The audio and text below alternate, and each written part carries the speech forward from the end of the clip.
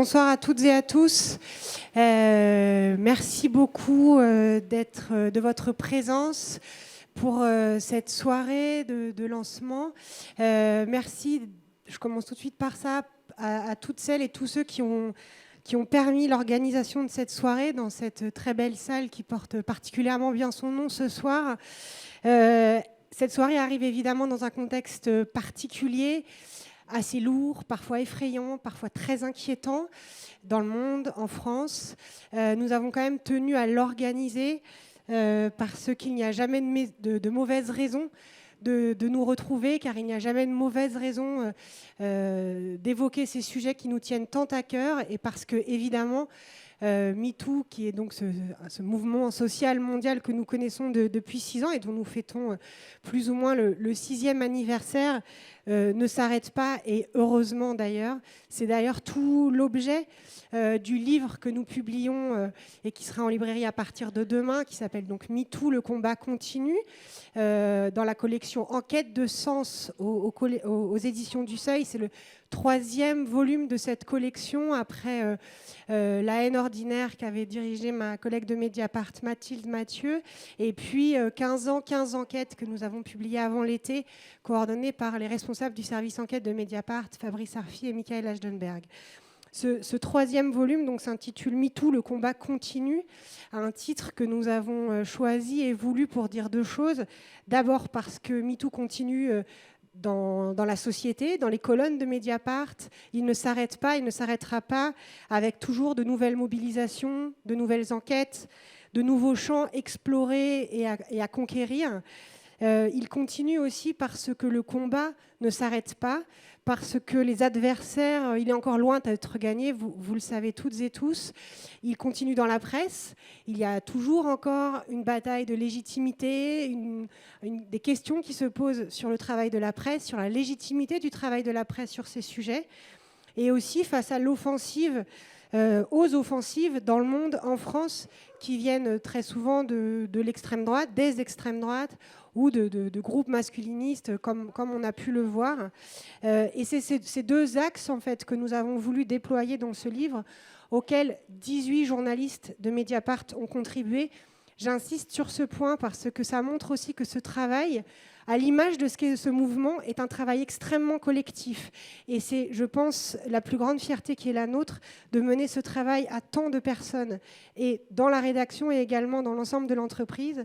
Donc dans ce livre, on retrouvera des enquêtes parmi les plus emblématiques, celles que Mediapart a pu faire ces derniers mois, notamment sur Gérard Depardieu, le travail qu'a mené ma collègue Marine Turki, que vous retrouverez dans quelques minutes, ou bien les enquêtes sur Léo Grasset ou PPDA, des décryptages sur les échecs des politiques publiques, l'échec de la police, l'échec de la justice, en tout cas, disons, les difficultés, les très grandes difficultés face aux questions qui sont posées aujourd'hui, sur MeToo comme un mouvement social, et c'est là aussi un point qui nous semblait extrêmement important à aborder. Et puis évidemment, notamment par exemple en évoquant les luttes dans les entreprises, qui est un point qui passe souvent sous les radars et trop souvent sous les radars. Mais aussi sur, évidemment, comme je le disais tout à l'heure, les attaques venues de l'extrême droite, les attaques contre les droits à disposer de son corps, contre l'IVG aux États-Unis, contre les droits des trans, contre les personnes LGBT de manière générale. Et puis aussi en explorant ce qui se passe dans le monde autour de nous. J'évoquais à l'instant les États-Unis, mais on revient aussi sur la guerre en Ukraine, cette guerre qui est, pour Vladimir Poutine, menée parfois au nom du genre. Ça fait partie des arguments qu'il utilise. Ou évidemment la révolution féministe en cours en Iran. Chaque chapitre de ce livre est enrichi par des entretiens avec des chercheuses, notamment Michel Perrault, Kautar Archi, Fanny Gallo, Christelle Tarot, que vous retrouverez tout à l'heure, Choura Makaremi, Alex Maoudou, Merhaba Benchir. Voilà, je vous invite à découvrir ce livre, j'espère qu'il vous plaira. En attendant, on a imaginé cette soirée pour faire écho aux questions qu'on se pose au quotidien à Mediapart sur ces sujets. Cette soirée se déroulera en 2 étapes, 2 tables rondes. La première, donc, sur à quoi servent les médias, pas uniquement la presse, mais les médias en général, qu'animera Marine Turki, et à qui je laisserai la parole dans 1 minute. Et puis la deuxième qui posera cette question qui nous hante souvent, sur de savoir si 6 ans après MeToo, les féministes ont-elles gagné ? une table ronde qui sera, elle, animée par une autre journaliste de Mediapart en charge de ces questions, qui s'appelle Sarah Brett. Voilà, je vous souhaite une bonne soirée. On se retrouve tout à l'heure. Merci beaucoup. Et Marine, tu peux venir. Bonsoir à toutes et à tous. Merci beaucoup d'être venus pour ce premier débat. Alors, Lénaïque Bredou a un petit peu introduit le sujet. Ce soir, on va parler dans cette première table ronde du rôle des médias dans les affaires de violences sexuelles et sexistes. MeToo, vous le savez, évidemment, la formule, elle vient d'une travailleuse sociale américaine, Tarana Burke. MeToo, c'est aussi un mouvement social mondial depuis 2017 qui a eu énormément de conséquences. Mais MeToo, c'est aussi sorti, évidemment, de la presse, du travail du New Yorker et du New York Times sur Harvey Weinstein, et c'est aussi de tout ça qu'a découlé toute la conversation mondiale MeToo et des effets qu'on a encore aujourd'hui. Donc on avait envie de se demander ce soir quel était le rôle des médias, et notamment en France, sur ce sujet. Et on parlera bien évidemment des critiques qui sont aussi faites aux médias, et on verra ensemble ce qu'on met derrière médias, justement. Vous l'entendez sans doute tous les jours, l'accusation de tribunal médiatique, d'atteinte à la présomption d'innocence, de l'idée qu'il y aurait une chasse à l'homme, une mise au pilori. Donc on reviendra aussi sur toutes ces questions. Mais d'abord, je vous présente tous nos invités. Tout à droite, Alexis Lévrier, bonsoir. Vous êtes historien des médias, vous êtes maître de conférences à l'université de Reims, et vous avez notamment, je prends le livre, vous avez notamment publié ce livre très intéressant parce qu'il y a un chapitre dedans consacré à l'affaire DSK et au phénomène notamment d'omerta chez les journalistes, notamment les journalistes politiques, qui ont expliqué aussi la sortie finalement de l'affaire DSK aux États-Unis plutôt qu'en France. Donc on y reviendra tout à l'heure. Camille Aumont-Carnel, merci beaucoup. Camille Aumont-Carnel, que j'écorche pas votre nom parce que on s'était déjà trompé sur le N. Bienvenue, vous êtes la créatrice du compte Instagram féministe extrêmement suivi Je m'emballe clito. C'est 700 000, je crois, abonnés. Donc c'est un des comptes les plus suivis dans la sphère féministe. Vous êtes autrice, vous êtes militante féministe, évidemment, influenceuse. Et vous avez notamment permis, avec un autre compte Instagram qui s'appelle Je dis non chef, l'assemblage, le recueil de nombreux témoignages dans le secteur de la restauration, des témoignages de racisme et d'homophobie, mais surtout de violences sexuelles et sexistes. On en parlera tout à l'heure parce que c'est ce qui a permis notamment de libérer la parole et l'écoute sur les violences dans le milieu de la cuisine et de la restauration. Valence Borgia, bonsoir. Vous êtes avocate et vous êtes aussi cofondatrice de la Fondation des femmes. Bienvenue. Laure Hennig, j'ai bien prononcé, hein, c'est pas mal. Bienvenue, vous êtes avocate vous aussi et vous sortez ce livre que je m'en mêle pas, qui est d'ailleurs en vente comme les autres à l'entrée de la librairie. Il vient de sortir et il parle de la déshumanisation de la justice et de ce que fait la justice finalement aux victimes mais aussi aux auteurs de crimes et délits. On en reparlera tout à l'heure. Rose Lamy, bonsoir. C'est vous qui prenez beaucoup de place là sur les genoux. Vous êtes évidemment tout aussi connu dans la sphère Instagram notamment, mais pas que sur Twitter, pour un travail minutieux de décryptage du discours sexiste dans les médias, mais plus largement du traitement dans les médias des violences sexuelles et sexistes. Un travail commencé en 2019, mais vous avez aussi cofondé le collectif Musique Tout France, qui a permis là aussi d'assembler, de réunir un grand nombre de témoignages dans le milieu de la musique et qui a abouti à des enquêtes publiées notamment sur Mediapart, mais aussi dans le magazine Néon, etc. Et donc on reviendra avec vous sur ces deux ouvrages notamment. Celui-ci vient de sortir avec quelque chose de beaucoup plus personnel, mais je laisse chacun et chacune le lire. Et puis celui-ci, passionnant décryptage, essai implacable sur le discours sexiste dans les médias, et on va y revenir tout à l'heure. Je voudrais commencer avec vous, Alexis Lévrier, parce que quand on parle finalement du rôle des médias dans le traitement des violences sexuelles et sexistes, on a envie de comprendre un petit peu à quel moment la presse a commencé... Merci.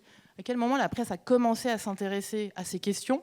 Dans le livre et ce chapitre que vous consacrez à l'affaire DSK, vous montrez finalement un paradoxe. C'est que longtemps, on a reproché à la presse de ne pas finalement se consacrer à ces sujets, de le reléguer à la rubrique faits divers des journaux, de ne pas s'y plonger. Et puis aujourd'hui, on fait le reproche inverse. On reproche aux journaux, à la presse, de jouer les procureurs dans des affaires. Donc je voudrais un petit peu voir... en quoi d'ailleurs, pour vous, l'affaire DSK aussi constituait un tournant, mais un tournant insuffisant, vous m'aviez dit quand on avait un petit peu échangé. Oui, bonsoir à toutes et à tous. Effectivement, l'affaire Strauss-Kahn a été un moment de basculement.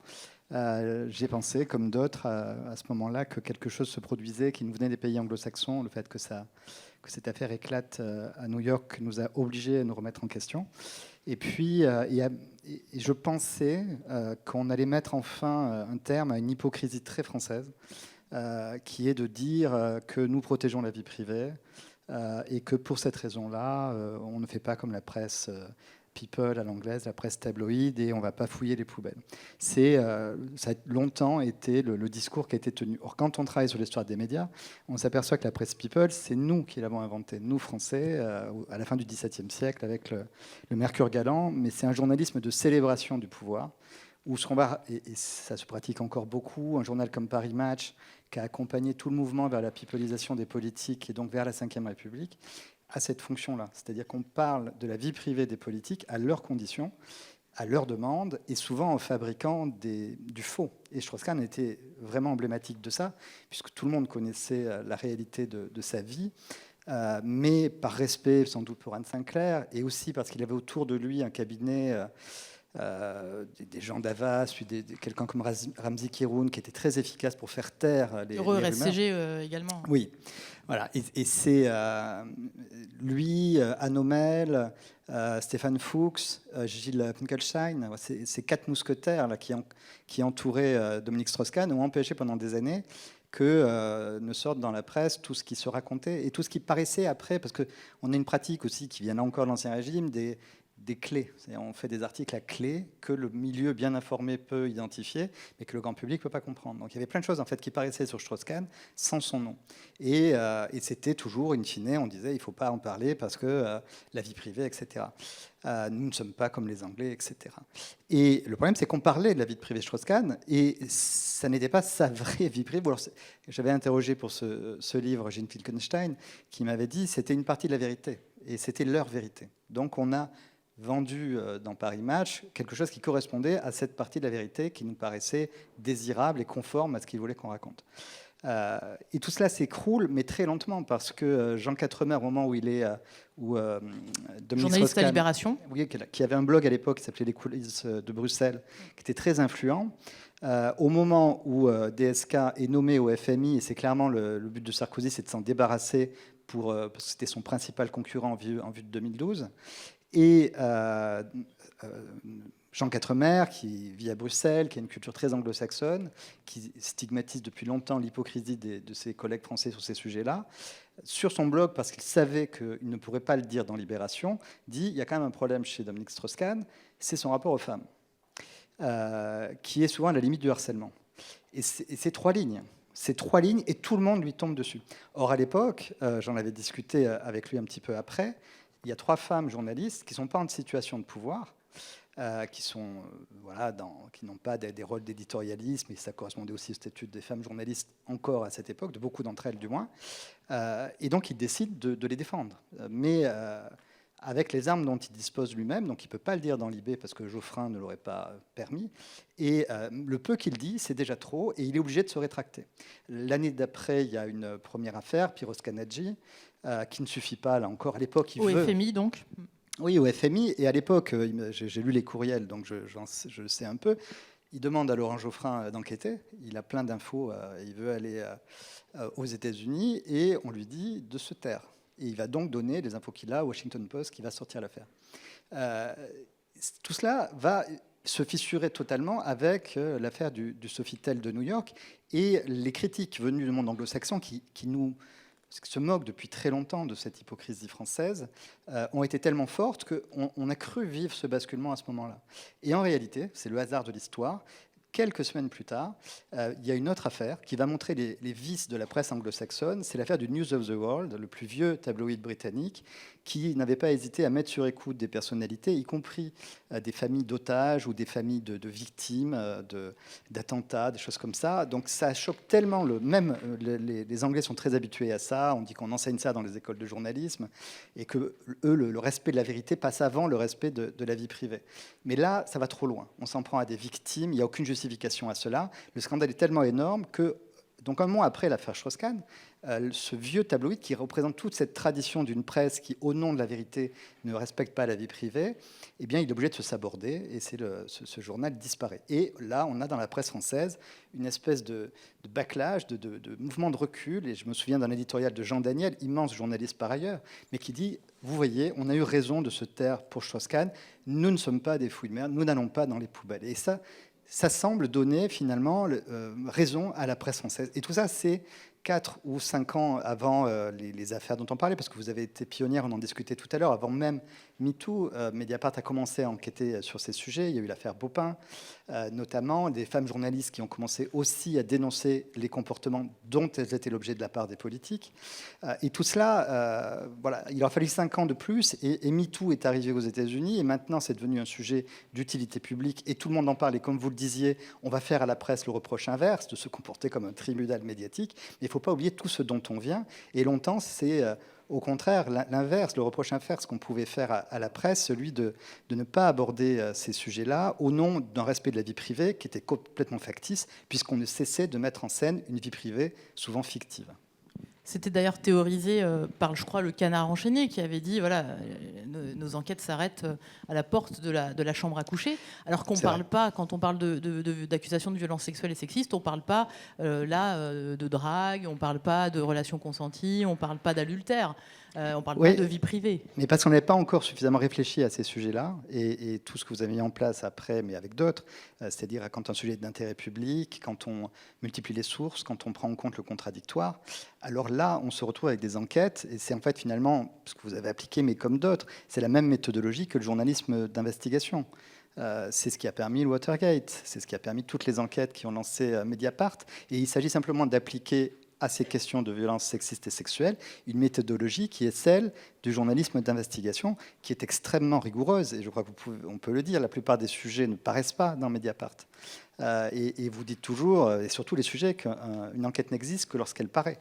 Donc ça veut dire qu'il y a tout une phase très nécessaire et qui est très longue, mais qui est indispensable pour le respect des victimes et aussi des accusés potentiels, qui est une phase de mise à jour de ces vérités. Et ça demande du temps, ça demande de la patience. Et c'est au nom de ce temps et de cette patience qu'on doit respecter ce journalisme-là. Je voudrais me tourner vers vous, Rose Lamy, parce que justement, depuis 2019, vous décryptez le traitement dans les médias. Vous avez défait le discours sexiste qu'on peut retrouver dans le traitement de ces affaires, mais plus largement, quelle évolution vous voyez-vous ? Vous racontez dans vos livres combien l'affaire Quanta a été un déclencheur pour vous dans votre conscience féministe et dans ce travail que vous faites aujourd'hui. Est-ce que vous voyez aussi l'affaire DSK comme un tournant insuffisant ? Je souris en posant cette question parce que dans le livre, vous dites à chaque fois que je suis interviewée pour mon premier livre, à la fin, on me demandait « Mais alors, ça va mieux aujourd'hui quand même, dites-nous quelque chose de positif. » Donc, je ne vais pas vous demander de me dire forcément quelque chose de positif, mais comment vous voyez l'évolution ces dernières années post-MeToo et plus largement par rapport à toutes les affaires que vous avez minutieusement décryptées, comment vous percevez-vous les choses ? C'est l'affaire Quanta et l'affaire DSK qui ont été un tournant pour moi aussi. Moi, j'ai un autre point de vue, évidemment. J'étais aux États-Unis pendant l'affaire DSK. J'étais dans un échange avec les États-Unis, un échange de langue, et j'y étais 3 mois. Et on sait tous les jours des sujets où on apprenait à parler sur l'actualité, évidemment, quand l'affaire est sortie. Moi, j'ai été, on a un peu décidé que c'est moi qui allais animer l'émission. Enfin, c'était des émissions imaginaires qu'on faisait, mais c'était des émissions de débat. Et donc, c'est tombé sur DSK. Et donc, on était avec des étudiants. Il y avait un prof états-unien et il y avait des gens de Corée, d'Iran, d'Amérique du Sud, une Belge et puis quelques Anglais. Et tout le monde était à charge contre DSK. Et c'était moi qui étais dans la position de dire, mais attention, la présomption d'innocence, on n'a pas le droit de le menotter on n'a pas le droit de le menotter alors qu'il est encore innocent, il n'a pas encore été jugé. Et je me suis retrouvée dans ce rôle-là, mais face à, pour le coup, une sorte de tribunal international qui me disait... mais en France, vous avez une telle complaisance avec vos élites, c'est incroyable de ne pas pouvoir voir les choses en face, de toujours trouver des excuses. Et donc, j'avoue que pour moi aussi, ça a été un déclencheur, parce que je me suis retrouvée dans la situation d'être, moi, individuellement, mise en face de mes croyances et de tous les mythes que j'avais pu intégrer sur ces questions-là. Et puis il y a eu le moment du troussage de domestiques. Donc c'est Jean-François Kahn qui dit, ça part de la France, et il dit qu'en fait c'est pas si grave, que c'était un troussage de domestiques. Sauf qu'aux États-Unis, dans un contexte il faut rappeler que Nafissatou Diallo, c'est une femme de chambre et qui est noire. Et aux États-Unis, c'est pas du tout passé le coup du troussage de domestiques dans un contexte post-esclavage avec les grandes inégalités qu'on connaît. Et là, ça a fait un tel scandale que je pouvais même plus défendre la position nationale, quoi. Et donc c'est là que moi j'ai commencé à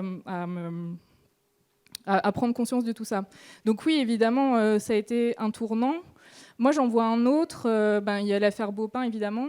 Mais je pense que c'est un des tournants majeurs aussi, c'est la manière dont les militantes se sont emparées du crime passionnel. Et ça, je pense que c'est une conséquence de l'affaire Quentin, mais qui arrive un peu plus tard aussi, avec l'arrivée des réseaux sociaux et des plateformes, où des gens, des individus se sont mis à compter les féminicides aussi, se sont mis à critiquer individuellement chaque article de presse qui sortait de la rubrique des faits divers pour dire attention, un crime passionnel, ça n'existe pas, c'est un féminicide, et qui a politisé cette question. Donc c'est plein d'événements différents. Celui-là, il en fait partie, même s'il n'est pas incarné par une figure célèbre ou connue. C'est vraiment un mouvement, une lame de fond, j'ai l'impression, où plein d'individus ont commencé à porter ce combat. Et puis après, il y a eu MeToo, mais tous ces événements sont aussi décisifs pour moi que l'affaire DSK et Quentin. Alors, dans votre livre, et notamment le dernier, vous décryptez quand même des affaires comme l'affaire Daval qui montrent qu'on n'y est pas encore, Wow. que même si la presse effectivement a sorti ce sujet de la rubrique faits divers en consacrant, on le disait, des enquêtes fouillées qu'on retrouve dans plusieurs médias quand même, etc. Il y a aussi des traitements comme celui de l'affaire Daval. Est-ce que vous pouvez raconter un peu comment vous avez décrypté cette affaire et ce qui montre à quel point les biais peuvent encore exister en fait, dans le traitement de ces sujets par les médias. Ce qui est important de savoir pour l'affaire Daval, c'est que ça se passe en octobre 2017, donc on a en fond MeToo qui est déjà en train de déferler sur les réseaux sociaux. C'est l'histoire d'un homme, donc Jonathan Daval, qui tue sa femme, Alexia Fouillot. Donc je l'appelle Alexia Fouillot à la demande de ses parents qui ne veulent plus qu'on l'appelle Alexia Daval. Donc Jonathan Daval tue Alexia Fouillot. Pour l'instant, malheureusement, c'est assez banal en France, puisqu'il y aura 2 à 3 féminicides par semaine. Il y en a et il y en aura encore. Donc c'est un fait plutôt banal. Mais lui, ce qu'il décide, c'est qu'il va essayer de couvrir ses traces en nous faisant adhérer, nous, au mythe du monstre. Le mythe du monstre, c'est une croyance qu'on a dans notre société de penser que les violences sexistes et sexuelles sont le fait des étrangers. Dans l'espace public, c'est le rôdeur de parking avec un couteau, c'est l'étranger, c'est l'homme alcoolique, c'est le marginal, le fou, et puis c'est aussi le tueur de joggeuses, qui est un peu une version rurale, si on peut dire, du rôdeur de parking. Donc pour couvrir ses traces, il va utiliser cette diversion, il va mettre des chaussures aux pieds de la femme qui vient de tuer, il va la déplacer dans un bois.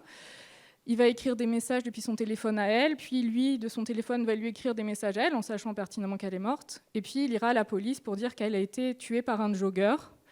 Et à la limite, c'est sa décision individuelle que je n'aurais pas à commenter. Mais moi, ce qui m'a frappée, c'est la manière dont les médias ont roulé pour sa version directement.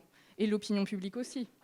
Il n'y a pas eu de précaution. Selon le mari, elle serait partie faire un jogging, elle aurait été tuée. C'est marqué Alexia Daval, un nouveau meurtre de joggeuse. On a fait des dossiers sur les meurtres de joggeuses. Il y en a un dans Ouest France, c'est 10 meurtres de joggeuses en 10 ans. C'est énorme. Il y a des marches blanches qui sont organisées pour lutter contre les meurtres de joggeuses. Et ce qui m'a frappée, donc, c'est comment la société tout entière et les médias se sont dit que c'était bien pratique comme version et qu'elle était plus facile à suivre que la version qui est tristement plutôt banale et triste, c'est que la violence peut venir, et vient principalement d'ailleurs, de la cellule familiale. Et c'est quelque chose, j'ai cherché plus tard s'il y avait eu des démentis ou des mea culpa de la presse, parce qu'après, évidemment, il a avoué, et donc tout le monde s'est rétro-pédalé en disant que c'était effectivement un féminicide. Je ne suis pas sûre qu'on ait beaucoup dit le mot encore à l'époque, mais en tout cas, après, quand il lui a avoué, on s'est aligné.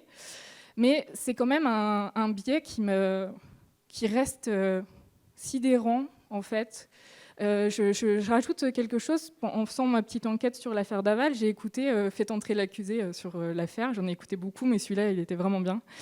Et là, il y a la police qui est interrogée quand même. Et le policier dit, nous, de toute façon, dès qu'il est venu déclarer la disparition, on savait que c'était lui. Il avait des balafres sur le bras, et puis de toute façon, dans ces affaires-là, c'est toujours le mari. Donc par expérience, la police, et par les statistiques, sait. Et nous, par croyance et en adhérant à des idéologies, on fait le choix de ne pas savoir ou d'aller vers une version qui est plus pratique et qui est plus facile à admettre. Et ça, c'est un biais qui reste dans les médias. Là, c'est une affaire de 2017, mais on a encore beaucoup, encore récemment, de discours de cet ordre-là. Je peux en citer des récents si vous voulez, mais par exemple, Woody Allen a commenté l'agression sexuelle de Luis Rubiales, l'entraîneur espagnol. Il a dit oui, enfin bon, il ne l'a pas embrassé dans une ruelle, il ne l'a pas violé dans une ruelle. Et ben ça, c'est le mythe du monstre, encore une fois, c'est de se dire quelqu'un qui connaît la victime ne peut pas agresser quelqu'un. Il faut que ce soit ce fameux monstre, ce fameux homme sauvage qui déboule dans l'espace public. Donc il y a encore un grand chemin. Bon, ça va mieux, parce qu'il faut que je le dise à un moment, sinon les gens vont mal apparemment. Ça va mieux, mais on a changé les mots, mais alors dans les représentations et dans les mythes et dans les croyances, il y a encore un paquet de choses à défaire. Alors, on a changé les mots et justement, la presse, elle a aidé pour changer les mots, puisque par exemple, Le Monde a beaucoup aidé en mettant à sa une le mot féminicide, notamment. Ils ne sont pas les seuls, mais ils ont fait ce travail de mettre à la une le mot féminicide, qui maintenant est quand même rentré dans le langage, même s'il est contesté par certains. C'est quand même un mot qui change quand même les choses aussi.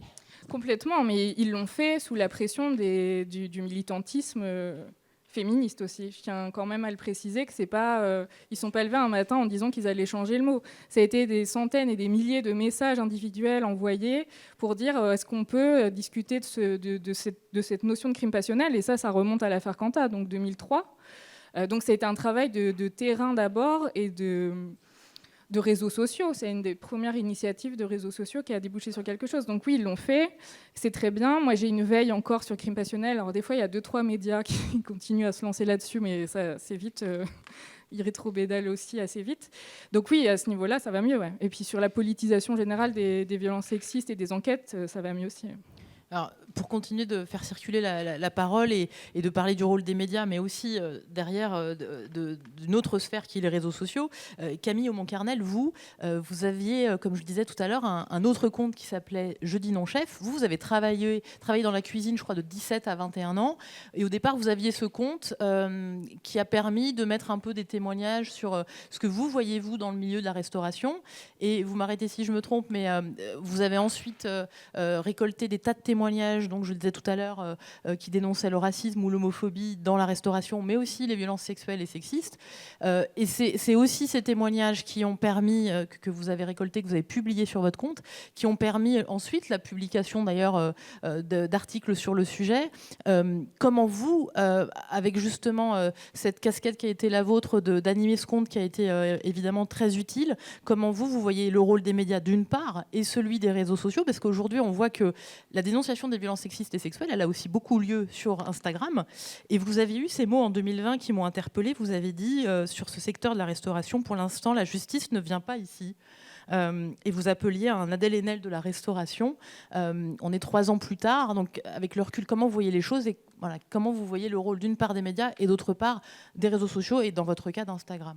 Il faut savoir que moi, comme vous le disiez, j'ai passé 4 ans dans la gastronomie française, donc avec la top élite, il paraît, des 3 étoiles au guide Michelin, et je crée ce compte Jeudi non chef 1 an après la création du compte Je m'en bats le clito. Pas du tout sur un coup de tête, c'était très réfléchi, et c'est vraiment le déclic, c'est une énième conversation avec des amis qui étaient encore dans ces milieux-là et qui me racontaient des atrocités, mais avec une banalisation qui d'un point de vue extérieur, maintenant que moi je n'y étais plus, était complètement effrayante. Et donc je crée ce compte Instagram-là en me disant jamais au départ je vais recueillir des témoignages, mais c'était vraiment je vais pouvoir créer un espace où à la fin des services, quand on rentre chez nous et qu'il nous arrive absolument des horreurs, on sait qu'il y a un média, on sait qu'il y a un compte Instagram qui peut s'adresser directement à nous et tenu par une personne qui connaît par cœur tous les mécanismes de la restauration. Je crée ce compte Instagram-là, et il faut savoir que je crois que j'ai 5 posts au début, et j'ai déjà une centaine de témoignages. Donc c'est un compte qui a d'abord suscité l'attention des personnes concernées, qui travaillaient dans le milieu de la restauration, et qui l'ont véritablement vu comme une espèce de bouée, comme une espèce de oh, « Ok, il y a enfin un endroit où en fait on parle de ce qu'on vit au quotidien ». La deuxième étape a été de recueillir tous ces témoignages et donc très très vite d'essayer de se structurer. C'est à ce moment-là que j'ai commencé à travailler avec une journaliste qui s'appelle Nora Boazzoni et qu'on a mis en place ce questionnaire en ligne et on a reçu plus de 3000 témoignages. Donc ça se compte en milliers. Sur ces 3000 témoignages, ce qui nous effraie dans un premier temps, déjà c'est le nombre de personnes qui parlent de violences sexuelles et sexistes dans le milieu de la restauration, mais qui en parlent de façon presque... Ça fait partie du pacte pour lequel on a signé. On savait. En rentrant dans le milieu de la restauration et notamment dans la gastronomie et dans le milieu des étoilés, on savait, tout le monde nous a dit qu'il pouvait potentiellement se passer ça. Moi, quand j'étais en école de gastronomie, donc dans une école qui s'appelle Ferrandi, on nous disait même ça. Fais attention, si on t'envoie chez tel chef en stage, sache qu'il peut se passer ci, il peut se passer ça, mais c'est bien pour le CV. Donc en fait, il y a tout un imaginaire pour tout un tas de femmes qui ont grandi en se disant « Ok, j'accepte de passer par toutes ces choses-là pendant 10 ans, c'est bon pour le CV, et dans 10 ans, on m'a expliqué que je serai chef-feu et que du coup, ça ira mieux. Donc j'accepte et je me promets, d'un autre côté, de ne jamais perpétuer ça au sein de mes cuisines. » Et avec ces milliers de témoignages, nous, ce qu'on essaye de faire tout d'abord, c'est de voir les personnes qui parlent des mêmes chefs. Et ça, moi, c'est quelque chose que j'ai trouvé assez intéressant, c'est comment est-ce que dans certaines cuisines, on peut avoir presque sur 5 ans, 3 ans, 6 ans, des femmes qui parlent de la même personne, qui parlent des mêmes faits, qui parlent des mêmes mécanismes sans jamais se connaître. Donc on sort très vite de ce « oui, mais c'est parce que c'était pendant ces 3 mois-là qui ont été compliqués potentiellement », on rentre dans le systémique. Et c'est ça que je trouve très intéressant. Ce qu'il faut savoir avec la gastronomie, c'est que je trouve que la façon dont elle est exercée aujourd'hui rend la dénonciation et rend le fait de sortir la tête de l'autre très compliqué. Et nous, on commence à lancer ce compte. Et véritablement, il explose au moment du confinement. Et tous les messages au moment du confinement commencent par « en fait, c'est la première fois de ma vie que je peux souffler. C'est la première fois de ma vie que je ne suis pas en pilote automatique. C'est la première fois de ma vie que je ne travaille pas 19 heures par jour. » Et quand je ne travaille pas 19 heures par jour, là est en train véritablement, et ça c'était moi le cas pour les 3/4 des victimes, c'est en fait je n'ai pas envie d'y retourner. Mon cœur, mes tripes me disent que je n'ai pas envie de retourner dans ces restaurants-là. Comment est-ce que ces cuisines-là, qui font partie de l'élite, qui font partie des chefs les plus connus, comment est-ce qu'en fait on peut avoir presque de façon architecturale des cuisines qui ont été organisées pour les violences sexuelles et sexistes, et notamment pour les violences sexuelles? C'est quoi le parcours? Enfin, on peut aller jusqu'à ce niveau-là d'analyse. C'est des métiers qui sont cachés. Et quand je disais en 2020, en fait, la justice et la presse n'y va pas, c'est qu'il faut comprendre que c'est des métiers qu'on exerce quand les gens dorment, c'est des métiers qu'on exerce quand les gens font la fête, c'est des métiers qu'on exerce quand les gens sont en vacances. La restauration, et nous on nous apprend ça, on nous apprend à complètement, et c'est pour ça que je le dis, pour moi il y a un véritable mythe de la blouse blanche qui est complètement à déconstruire dans le milieu de la gastronomie avec ce fameux oui chef, et c'est pour ça que je l'ai appelé je dis non chef, c'est il faut aussi qu'on nous apprenne à dire non chef. Et en fait on ne nous apprend pas à dire non chef, on nous apprend à dire oui chef. Et ce qui se passe, donc, c'est quand on arrive dans le milieu de la restauration, et notamment de la gastronomie française, on nous explique qu'on va laisser de côté tous nos besoins premiers, à savoir se nourrir, dormir, manger, pour la simple et unique raison qui est vous allez faire à manger pour d'autres personnes. Donc c'est à quel point le soi, l'individu, donc pas au niveau du luxe, et pas au niveau du plaisir et du loisir, au niveau des besoins premiers humains, à quel point on nous apprend à nous asseoir là-dessus. Et restituer dans tout ça, ensuite, la dénonciation, le mal-être, les violences sexistes et les violences sexuelles, c'est aussi très compliqué parce que le métier efface à ce point-là le peu qu'on peut avoir d'humanité, c'est-à-dire nos besoins premiers. Et ce qui se passe, comme dans beaucoup de secteurs, c'est que quand on parle aux victimes, quand on leur dit en fait, vous êtes 6 à parler du même chef, vous ne connaissez pas, en fait, on peut vous accompagner. En fait, moi, je suis leaduse d'opinion, je connais le métier par cœur. Donc, je ne suis pas journaliste qui n'a pas mis les pieds. Je connais à peu près tous les tenants, tous les aboutissants, tous les enjeux, tous les rapports de force et de domination qu'il peut avoir. Je suis passée par là. Nora, qui, elle, incarnait le côté vraiment médiatique et presse avec une enquête, et les avocates de Pison Avocat, qui étaient nos avocates référentes à ce moment-là. Pour moi, il y avait vraiment un triangle qui était assez parfait, avec la personne qui recueille, la personne qui enquête, et les personnes qui peuvent accompagner en justice.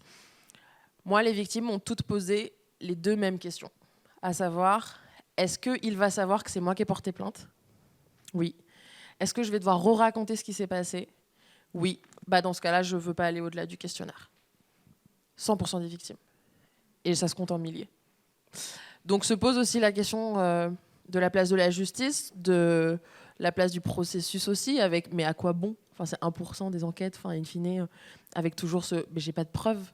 C'est toujours très tricky, c'est toujours... ça s'est fait dans le noir, ça s'est fait à des endroits où il n'y avait personne. Donc je lance ce compte en espérant à ce moment-là vraiment pouvoir mener à des enquêtes. Ça mène à des articles, ce qui est déjà pas mal. C'est-à-dire qu'on sort de ce fameux mais les violences en cuisine n'existent pas, oh là là, tout de suite. Et je crée finalement un safe place pour ces personnes-là, où elles savent que maintenant elles peuvent témoigner de ce que m'ont dit certaines personnes. C'était assez marrant parce que maintenant il y a des chefs qui disaient même « tu racontes pas ça, je dis non chef ». Donc je me dis bon, ça a servi quand même à quelque chose. Et les restaurants, regardez votre compte en essayant de voir s'il y avait des témoignages les qui restaurants, pouvaient... c'est moi j'arrivais à mapper toutes les attachées de presse, toutes les responsables communication, toutes les community managers, je leur envoyais des cœurs, je leur envoyais des ça va, tu gères bien, tout va bien. Donc il y avait vraiment une veille, et une veille qui était presque sans s'en cacher, quoi. C'est-à-dire vraiment toutes les community managers et les directrices de communication des personnes problématiques regardaient mes stories en premier. Je me souviens avoir envoyé à Noah des screens en entourant en disant alors juste telle personne, telle personne, telle personne. Donc il y avait vraiment cette peur, mais il y avait aussi cette assurance presque complètement enfin, qui moi m'atterre, qui est vraiment de... En fait, on sait pertinemment que les victimes parleront pas parce que, en plus de ça, pour la plupart, il y a ce truc de j'ai fait chier ma famille avec ça, avec le fait que je vais faire de la restauration depuis toujours. Donc il y a aussi un poids qui est à ce niveau-là de... Mais tout le monde se dit que je vais être la prochaine, le prochain Aleno. Tout le monde se dit que je vais être la prochaine Hélène Darroze. Donc en fait, si d'un seul coup, je rentre dans un parcours où je dénonce et où potentiellement ça se sait, ça veut dire que du coup, je vais être grillée dans le milieu et ça veut dire que du coup, je ne vais pas répondre un peu à cet imaginaire qu'on s'était fait vis-à-vis de ma carrière. Je me dis que c'est peut-être pas le moment, que c'est peut-être un peu tôt, notamment pour ce milieu-là. Je vois qu'on a réussi à aller jusqu'à des enquêtes dans d'autres secteurs. J'ai l'impression que celui de la restauration, il y a un vrai sujet politique. Et moi, quand on me dit non, mais c'est juste des chefs, je dis non, à partir du moment où la gastronomie française représente, je crois, plus de 40% du chiffre d'affaires touristique. C'est pas des chefs, c'est des hommes politiques, en fait. Donc il y a des vrais enjeux. Pour l'instant, c'est difficile. Je sais que ça permet déjà à certaines victimes d'en parler. Pour près de 80%, c'est la première fois qu'elle le disait, c'est la première fois qu'elle racontait, et on sait à quel point c'est hyper important. Donc affaire à suivre, mais pour l'instant, c'est vrai que c'est très très compliqué d'arriver jusqu'à un accompagnement judiciaire, jusqu'à une enquête. Alors, on reparlera de la justice justement tout à l'heure, mais je me tourne vers deux avocates sur ce plateau. Valence Borgia, vous m'aviez dit lors d'un entretien il y a 2 ans, finalement, les médias, ils racontent autant la libération de la parole et de l'écoute qu'ils y contribuent. Comment vous percevez le rôle des médias et comment vous réagissez à ce qui a été dit justement là-dessus? Vous avez une double casquette d'avocate et de cofondatrice de la Fondation des femmes, donc ça nous intéresse de vous entendre là-dessus. Oui. Alors, ouais, c'est juste d'un mot pour vous dire quand même d'où je parle et d'où je viens. C'est vrai que moi, je suis avocate et au départ, je m'intéresse à ces thématiques des discriminations et d'inégalités à travers ce que j'observe dans la profession d'avocat, qui est une profession qui est intéressante parce qu'elle est plus que beaucoup d'autres, une profession dans laquelle, en tout cas, peut-être que ça évolue, mais dans laquelle il y a une forme de chape de plomb, d'omerta, une notion de secret, évidemment, qui est consubstantielle à l'exercice de la profession d'avocat et qui a des implications. Et bon, un certain nombre de caractéristiques qui font qu'à l'époque, je me rends compte, en intégrant la profession, qu'il y a des discriminations qui sont de beaucoup d'ordres. La première, c'est des discriminations à raison de la maternité, où les femmes se font virer dès qu'elles ont un enfant, grosso modo. Enfin, beaucoup de femmes. Et puis il y a beaucoup de violences sexistes et sexuelles dans le huis clos des cabinets. Et que c'est extrêmement difficile de faire remonter la parole et permettre sa libération. Donc c'est quelque chose que très vite je perçois, et avec d'autres, je m'engage dans un syndicat et on travaille sur ces questions-là et on essaie justement de permettre cette libération de la parole et permettre enfin des poursuites disciplinaires.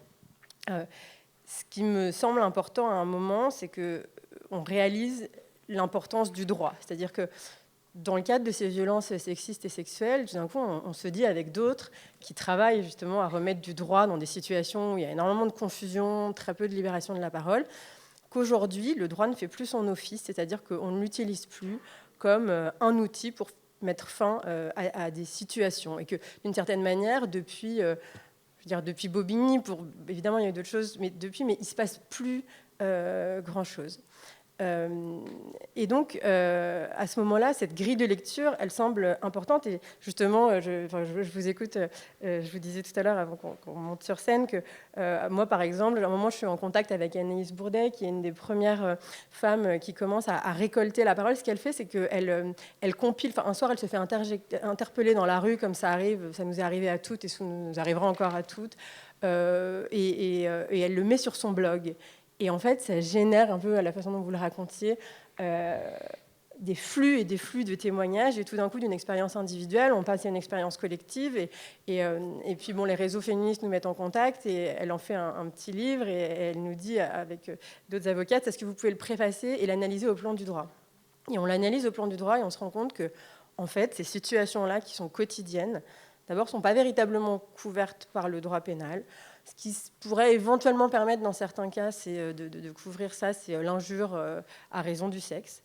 Et on regarde et on se rend compte, là je vous parle, on est en 2014, on se rend compte que depuis 2004, il y a une loi qui punit l'injure à raison du sexe. Et alors que dans ce pays, partout, les femmes se font injurier, et en particulier avec l'avènement des réseaux sociaux, il n'y a jamais eu une seule jurisprudence qui a été rendue sur le fondement de ce texte-là. Et ça vient dire quelque chose. Et donc, ça, j'en parle parce que ça dit aussi, alors on n'est pas revenu sur qu'est-ce qu'un média ou pas, mais moi en tout cas à ce moment-là, je considère que... On va y revenir après parce qu'on va parler justement de l'accusation de tribunal médiatique et ce qu'elle recouvre. Donc on est avant MeToo et on se dit il faut faire du droit, et avec d'autres qui font ça, je pense à Marilyn Baldec de la VFT, etc. On se réunit, on se dit il faut vraiment monter quelque chose qui soit un outil juridique fort et qu'on refasse du plaidoyer, il faut qu'on aille dans les tribunaux. À ce moment-là, on rencontre Anne-Cécile Meffer qui a cette idée de monter la Fondation des femmes et qui nous dit mais venez, faisons une force juridique au sein de la Fondation des femmes pour faire bouger les choses dans les tribunaux. Et là, on est avant MeToo. MeToo arrive, et alors là, évidemment, dans un premier temps, c'est une forme d'immense réjouissance parce qu'il y a ce grand mouvement de libération de la parole. Il y a des plaintes, beaucoup de plaintes qui affluent. Et donc là, on se dit, il se passe quelque chose, et c'est vraiment au cœur de ce qu'on avait voulu faire, en fait. Donc Et tout d'un coup, ce qui nous frappe, c'est que les médias commencent à s'emparer d'un certain nombre d'affaires. Donc, normal, comme les médias, me semble, vous le disiez tout à l'heure, font du journalisme d'investigation comme ils l'ont toujours fait, et c'est heureux sur plein de thématiques. Et là, tout d'un coup, il y a une forme de glissement sémantique, c'est-à-dire que on vient utiliser tout le champ lexical du judiciaire, on commence à parler du tribunal médiatique, et tout d'un coup s'élèvent des voix pour dire que ces expressions de parole, que ce soit celles des victimes ou même les articles de presse qui les relaient, sont des violations de la présomption d'innocence et de la prescription. Et ça, tout d'un coup, ça nous heurte parce que, mais ça, c'est inexact au plan du droit. Et donc, qu'est-ce qui se joue là quand tout d'un coup on vient dire que ce mouvement qui quand même constitue une forme d'espoir serait une violation de la présomption d'innocence et de la prescription, qui sont des principes qui sont à l'essence de la démocratie et que par définition personne n'a envie de violer. Les avocats, je dirais encore moins que les autres. Et à ce moment-là, moi je me souviens sur le rôle des médias, ça m'interpelle parce que j'ai toujours pensé qu'il y avait une forme de proximité ou de connexité forte dans le métier qui est celui de journaliste ou qui est celui d'avocat, dans l'idée où finalement chacun, dans le rôle qui est le sien, participe de la démocratie, et évidemment chacun avec ses lignes éditoriales, les combats qu'il choisit ou pas de conduire devant les prétoires. Mais tout d'un coup, quand on met un peu en accusation ce que sont en train de faire les médias en utilisant le champ lexical du droit et de manière, de mon point de vue, erronée, là, ça nous heurte. Pourquoi moi, c'est quelque chose qui est important quand je m'exprime là-dessus. Les gens viennent souvent me dire mais la présomption d'innocence, mais la prescription. Alors peut-être qu'il faut être un tout petit peu précis sur, si vous m'y autorisez, sur ce que sont ces C'était l'une de mes questions, alors allez-y, parce que je pense que c'est bien de rappeler ce qu'est la présomption d'innocence et ce qu'elle n'est pas, parce que c'est vrai que je pense que tout le monde ici dans la salle, dans les dîners de famille, de copains ou autres, a toujours, à un moment donné, quand on parle de MeToo, des affaires qui sont révélées par les médias de violences sexuelles et sexistes, ce moment présomption d'innocence, ce moment chasse à l'homme ou ce moment tribunal médiatique. Alors on reviendra après sur le tribunal médiatique, mais peut-être expliquez-nous, de votre point de vue d'avocate, ce qu'est la présomption d'innocence, ce qu'elle n'est pas, et en quoi elle est ou pas atteinte, selon vous, parfois dans les médias ou pas? Voilà. Alors, donc, les deux arguments, généralement, c'est attention, atteinte à la présomption d'innocence et atteinte à la prescription. La présomption d'innocence, qu'est-ce que c'est? En fait, c'est un concept, mais qui est juridique. Et c'est important de dire qu'il est juridique parce qu'il y a un glissement presque moral. C'est-à-dire comme si on se promenait dans la rue, on était innocent, et tout d'un coup, parce qu'on est l'objet d'un grief, d'une accusation ou d'un reproche, on ne le serait plus. Non, c'est pas comme ça que ça fonctionne. La présomption d'innocence, c'est un concept légal qui a deux versants. Un versant pénal, et pour le dire simplement, et Laure l'expliquerait beaucoup mieux que moi certainement, mais qui est l'idée selon laquelle on est innocent jusqu'à preuve du contraire par l'accusation, et donc qu'il appartient à l'accusation de faire la démonstration de la culpabilité de celui ou de celle qui est mise en cause, ce qui s'accompagne d'un certain nombre de garanties dans le cadre du procès pénal. Et donc ce que ça suppose d'abord, c'est l'existence de poursuites pénales, et ensuite ce sont des obligations qui reposent sur l'État et sur la machine judiciaire vis-à-vis de celui qui est mis en cause. Ce n'est pas quelque chose qui s'applique à chacun des citoyens. Et puis il y a un versant civil, qui est dans l'article 9.1 du Code civil, et qui là s'intéresse plutôt à la presse et aux médias, et qui est que, encore une fois, dans le cadre d'une enquête pénale, il ne faut pas que quelqu'un soit présenté comme étant coupable alors qu'il ne l'est pas. Grosso modo, c'est ça, ce principe.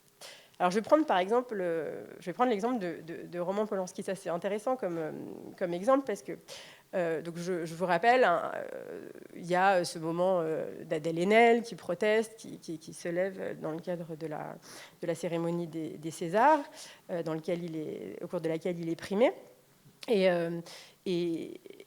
c'est intéressant parce que Roman Polanski n'est pas l'objet d'une enquête pénale. Et donc, comme il n'est pas l'objet de poursuite pénale ou d'une enquête pénale, il n'est pas présumé innocent, en fait, au plan du droit. Donc, à la limite, s'il considère qu'on lui attribue des faits qui portent atteinte à son honneur, etc., il peut tout à fait, lui, utiliser le droit et notamment porter plainte en diffamation. Mais dans ce cas-là, et c'est ça qui est un peu amusant, c'est que celle ou celui qui est présumé innocent, c'est celui qui fait l'objet de cette plainte en diffamation. Donc ça, c'est sur la présomption d'innocence. Donc la présomption d'innocence, encore une fois, elle n'interdit pas, et c'est heureux, aux journalistes d'enquêter, sous réserve, encore une fois, de présenter les choses avec une forme de prudence et de précaution. Et elle n'interdit surtout pas à des personnes qui s'estiment victimes de s'exprimer, parce que ça, au contraire, c'est protégé par un autre droit constitutionnel qui est extrêmement vigoureux en France, qui est la liberté d'expression. Et la prescription, c'est le fait qu'une action civile ou pénale est éteinte et qu'une action serait irrecevable lorsque le temps a passé. Le temps, c'est une durée qui est différente selon les infractions. Ça, de la même manière, ça n'a jamais interdit la parole. Je prends comme exemple la commission Sauvé sur les crimes de pédophilie dans l'Église. L'objet de cette commission, c'est de remonter sur les agressions sexuelles qui ont eu lieu jusque dans les années 50. Donc vous imaginez, évidemment, ce sont des faits qui sont complètement prescrits. Mais pour autant, ça n'empêche pas d'enquêter, ça n'empêche pas le travail d'histoire, et ça n'empêche éventuellement pas la réparation, et ça n'empêche encore moins l'expression. Donc ça, c'était important, parce que de pouvoir dire à un moment, attention au concept que nous utilisons, parce que lorsque des femmes s'expriment dans la presse, ce n'est pas, l'usage du vocable tribunal médiatique n'implique pas qu'il y ait des violations de présomption d'innocence et de prescription. Et peut-être qu'on en parlera tout à l'heure. Ce que je trouve assez amusant aussi, c'est ce recours très à géométrie variable au reproche de tribunal médiatique. C'est-à-dire que ceux qui souvent s'en plaignent sont souvent par définition des gens qui sont médiatiques, parce que de fait, le tribunal est plus souvent médiatique lorsqu'il concerne des personnes médiatiques, donc des personnes puissantes, qui elles-mêmes ont des moyens et un recours, c'est ce que vous décriviez tout à l'heure, des accès aux médias qui sont incroyables. Encore il y a quelques semaines, Gérard Depardieu s'expliquait dans le Figaro. Polanski, il a pratiquement des publics communiqués dans Paris Match, dans lesquels il traite les femmes qui se plaignent de son comportement d'escort girl. Enfin, voilà. Donc ça pour dire que ce qui est intéressant, c'est à un moment de quoi on parle, d'où on parle et qu'est-ce que l'on dit. Ce que vous dites donc, c'est que finalement, ce concept de présomption d'innocence qui est beaucoup convoqué, il est dévoyé, il est utilisé à mauvaise escient. Vous m'aviez dit dans un entretien il y a 2 ans, tribunal médiatique plus présomption d'innocence, ça veut dire taisez-vous. Mais oui, parce qu'en fait, il y a une forme d'injonction contradictoire, c'est-à-dire qu'à la fois on explique Alors déjà, on donne beaucoup d'injonctions, je trouve, aux femmes. Et alors la première d'entre elles, c'est alors vous devez libérer la parole, vous devez parler, mais enfin vous ne pouvez pas parler dans les médias. En réalité, vous ne pouvez parler que dans le cadre d'une plainte, mais à condition que les faits ne soient pas prescrits et que vous apportiez la preuve de ce que vous alléguez. Ça met les femmes dans une situation en fait qui est insoluble en réalité. Donc c'est vrai que je disais c'est une forme d'injonction au silence. Ça veut dire taisez-vous, parce que si vous ne pouvez pas vous exprimer en dehors de la justice, et quand on sait les critiques qu'on peut porter sur la justice et la façon dont elle reçoit les plaintes des femmes, etc., c'est comme si au fond il n'y avait pas d'issue. Et bon, c'est pas l'objet du débat de ce jour, mais c'est vrai que c'est quelque chose d'ailleurs que vous évoquiez vous aussi, Marine, je crois, dans votre ouvrage, c'est que la justice, on essaye parfois de raisonner en entonnoir comme si la justice finalement était la seule issue lorsqu'on était victime de faits. Mais moi, c'est quelque chose auquel je ne crois pas du tout. Je crois que la justice peut réparer, mais je ne suis pas certaine que ce soit son office systématiquement. Et je pense qu'il y a d'autres lieux d'expression qui peuvent être tout autant satisfaisants pour les victimes et que c'est à elles de faire ce choix-là, et en tout cas qu'on ne doit pas leur en prescrire un. Pour continuer le premier tour de table, je suis sûre que vous avez envie de réagir, Laure Hennig. Dans votre livre, vous racontez une scène, vous me permettrez de la raconter, qui est un peu cocasse, c'est que vous êtes invité sur un plateau de télé en tant que, parce que vous êtes notamment l'avocate de certaines plaignantes de l'affaire PPDA, vous êtes invité à ce titre et vous vous dites, voilà, je vais pouvoir un peu porter cette voix sur le plateau. Et puis avant de rentrer en plateau, la journaliste vous dit, maître, on va d'abord commencer par votre tribune. Et là, vous n'avez aucune idée de quelle tribune on parle. Et elle parle en fait d'une tribune que vous aviez publiée 4 ans avant, au moment j'allais dire de la première affaire Hulot, qui avait été sortie par bribes et de manière très contestée par le magazine Feu, le magazine Hebdo. Et à l'époque, vous étiez très en colère contre la curie médiatique et contre le traitement de cette affaire. Et ce que vous racontez dans le livre, c'est un peu votre cheminement sur la parole et le rôle des médias, vos contradictions aussi, vous dites. Aujourd'hui, comment vous voyez le rôle des médias? Vous dites dans le livre qu'il faut que chacune puisse raconter aussi son récit. Et dans le même temps, vous dites il ne faut pas oublier évidemment qu'on ne pourra pas effacer en fait, le nom finalement d'une personne qui a été mise en cause d'un article, alors qu'on pourrait effacer une condamnation d'un casier judiciaire. Quelle a été votre évolution là-dessus et quel rôle vous voyez-vous pour les médias dans le traitement de ces affaires aujourd'hui? Alors, effectivement, moi, j'ai pas mal évolué là-dessus. Je crois que quand j'entends Valence parler et dire qu'il y a d'autres endroits que la justice, je suis tout à fait d'accord. Mais nous, quand on parle comme avocat, vous nous invitez comme expert, on parle de cet endroit-là. Et c'est vrai que quand on s'exprime sur la présomption d'innocence, s'il y a des gens qui doivent parler de la présomption d'innocence, ce sont quand même les avocats. S'il y a des gens qui doivent faire rempart avec les lois, qui doivent expliquer les lois, qui doivent dire, comme Valence vient de le faire, d'expliquer ce qu'est la présomption d'innocence ou ce qu'est une action en diffamation, les risques encourus, ce sont bien les avocats. Et s'il y a un endroit Est-ce que c'est un endroit à privilégier? J'en sais rien. Je veux dire, qu'on vienne raconter son histoire dans les médias, effectivement, je crois que s'il y a une chose qui est fondamentale pour les individus, pour chacun, c'est le droit de pouvoir raconter son histoire. Et qu'il n'y a personne qui puisse vous interdire de raconter votre histoire. Et de la raconter à qui vous voulez, à qui veut l'entendre et à qui veut bien la mieux traiter. Et j'avais écrit une tribune d'ailleurs quand Adèle Haenel avait dit qu'elle refusait de s'exprimer devant la justice, et je l'avais intitulée Adèle Haenel, : trop bien pour la justice, ? Et c'était une vraie question, et d'ailleurs Adèle Haenel, elle a été un vrai déclencheur quand même de est-ce que nous, comme avocats, on dit aux jeunes femmes, aux femmes, d'aller déposer une plainte. Moi, je dis souvent que je donne aucun conseil, je donne juste des informations en fait. Je sais, par mon expérience, ça fait 25 ans que je suis avocat, à peu près comment ça se passe. Et on sait aussi par nos expériences que ça ne se passe jamais de la même manière non plus, que la justice, elle est très humaine, ou elle se déshumanise, et que c'est aussi selon sur qui on tombe, et selon que son affaire soit médiatique ou pas. Et donc, il y a des femmes pour qui il est important de déposer plainte. Il y a des femmes pour qui il est important qu'il y ait une prescription.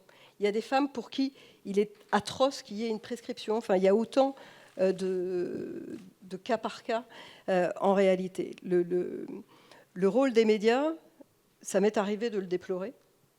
Ça m'est arrivé d'avoir recours aux médias. Ça m'est arrivé de voir, et tous les jours, à quel point vous débloquez les situations et à quel point vous ne pouvez pas savoir, comme je suis consternée, que vous parveniez tellement mieux que nous à débloquer les situations. Vous faites un article sur Stéphane Plaza, une semaine après, elles sont entendues. Vous faites un article sur un tel, une semaine après, elles sont entendues. Moi, j'écris pendant 18 mois au commissariat, au procureur de la République. Toutes les semaines, je vais évoquer les grandes causes nationales, les arrêts de la Cour européenne des droits de l'homme. Je vais avoir recours à tout ce qu'il faut juridiquement. Je vais avoir recours à écrire la même chose tout le temps, à ne pas savoir comment dire aux femmes, en fait. Vous avez eu le courage d'aller déposer plainte. C'est compliqué d'aller raconter son histoire une fois ou deux fois. Et derrière, comment est-ce qu'on peut expliquer que pendant 18 mois, il ne se passe rien ? Et vous faites un article, et le lendemain, effectivement, on est reçu. Et je peux vous dire qu'on est sacrément bien reçu lorsque vous écrivez. Alors, il y a une différence de traitement totale et qui est juste à déplorer. Les affaires dont il faut parler aussi. Moi, je suis ravie que cette affaire PPDA, par exemple, elle ait, à mon sens, fait avancer les choses dans la société. Et probablement plus que ces jeunes femmes pour lesquelles ça a été difficile peuvent l'imaginer. Et que ça a fait avancer les choses. Mais d'un point de vue judiciaire, ça n'a pas fait avancer grand-chose. Parce qu'on a tous ces débats sur le consentement. C'est super qu'on parle de consentement dans la société. Est-ce qu'il faut mettre le consentement dans la loi ou pas ? Bon. Moi, j'ai envie de vous dire, mais de quoi on parle, en fait ? Déjà, recevez les femmes quand elles déposent plainte. Faites des enquêtes, convoquez les gens, tenez-nous informés, et puis après, on verra un peu l'évolution de la loi. Alors, moi, j'ai évolué, mais encore heureux. J'ai évolué avec toute la société, j'ai évolué avec les intervenants et en les poussant. Je ne suis pas sûre du tout d'avoir été précurseur comme Valence l'a été. En même temps, j'ai commencé avec Gisèle Halimi, donc je ne venais pas de nulle part non plus, qui était quelqu'un aussi de très avocat, Gisèle Halimi, qui militait pas pour que les hommes aillent en détention, qui était quelqu'un qui a été pour les soins, qui était absolument équilibré dans ses combats. Mais c'est vrai que je me retrouve aujourd'hui dans une position qui... moi, je défends les agresseurs et je défends les victimes.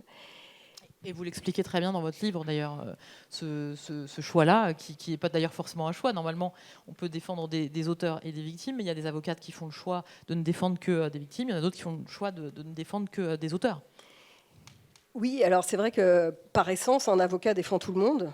Mais ce qui est formidable, c'est qu'on a le choix dans la vie et de choisir son avocat et pour l'avocat de choisir qui on défend. Que ces derniers temps, je me suis fait parfois un peu reprocher de défendre des hommes aussi. Je me suis entendu dire que je défendais le viol. Et je dois bien dire que c'est des choses que je n'avais plus entendues depuis un certain moment et que c'est d'une violence extrême pour moi.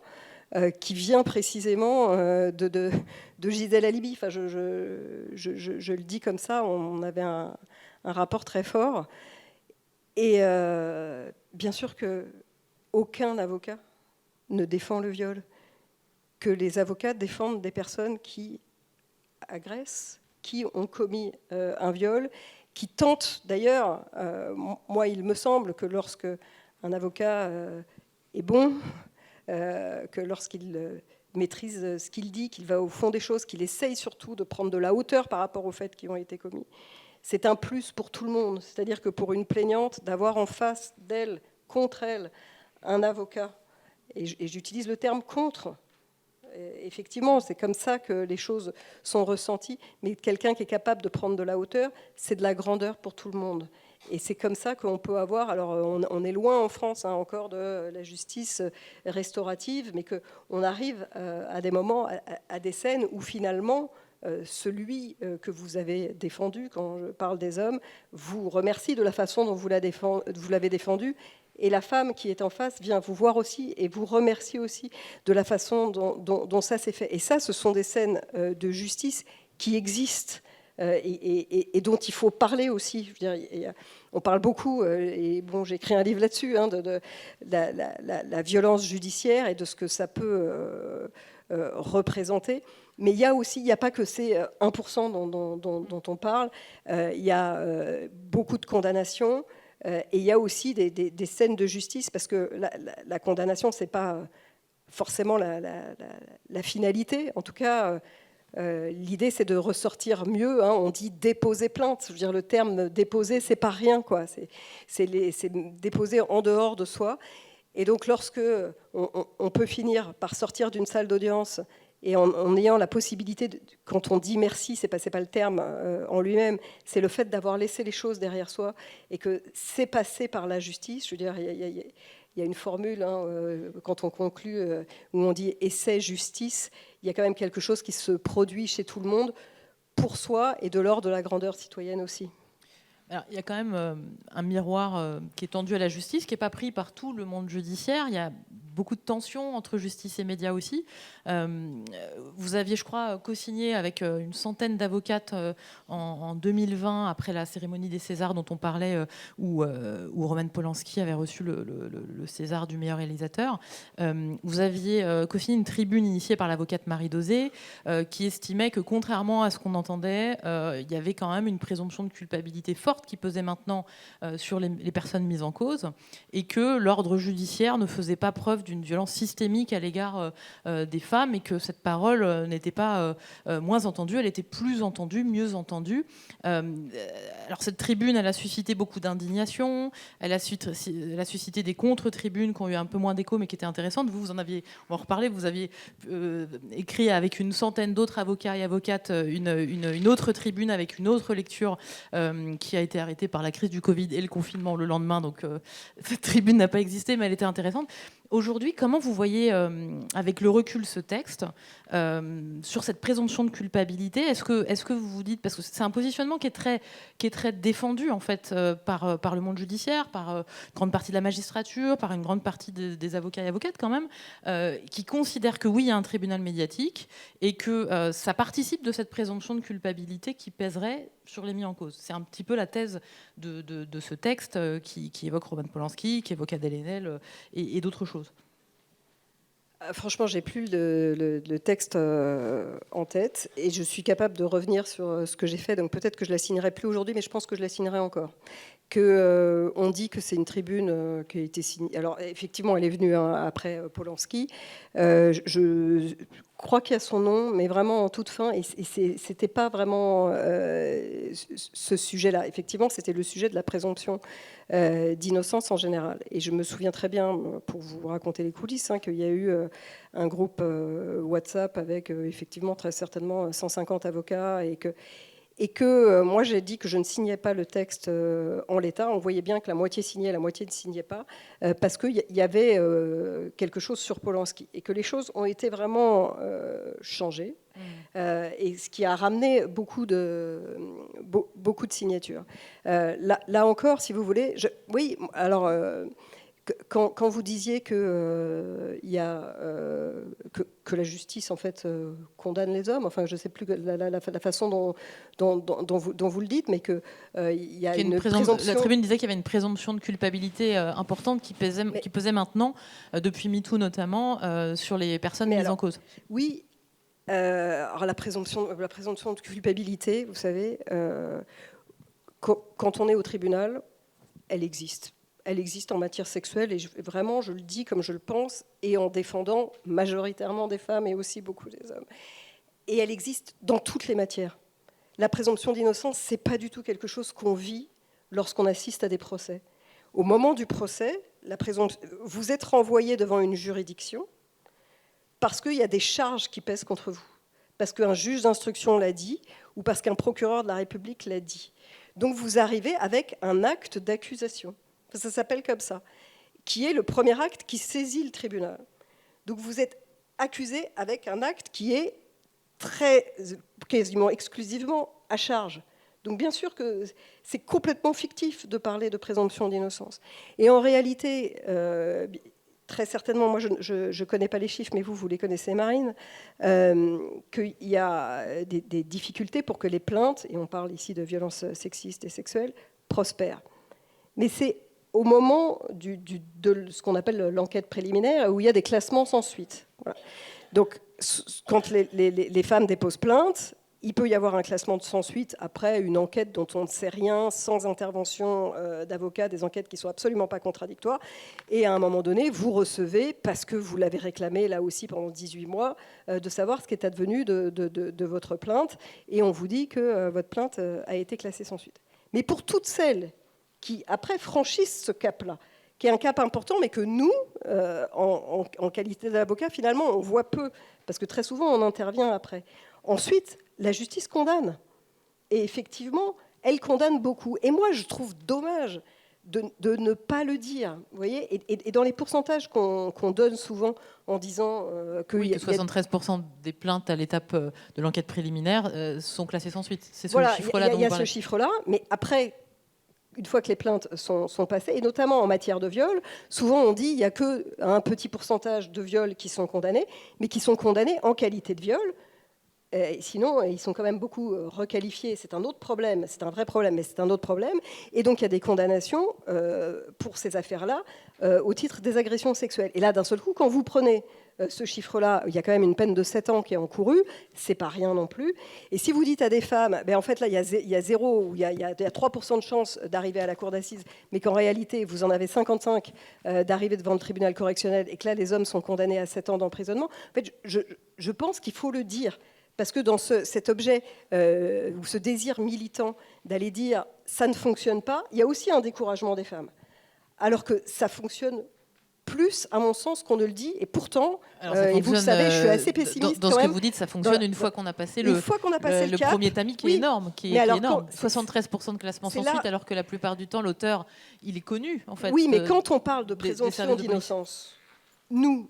juriste, je veux dire, et après, je suis complètement d'accord avec ce que dit Valence, et j'ai évolué là-dessus, où effectivement, ce n'est pas un principe qui s'applique aux médias. Mais la présomption d'innocence au tribunal, c'est absolument juste, et je crois que tous les praticiens, tous les avocats pénalistes, et je pense les juges en conviendraient, on est dans une présomption de culpabilité, et pas uniquement dans les affaires sexuelles, dans toutes les affaires devant un tribunal.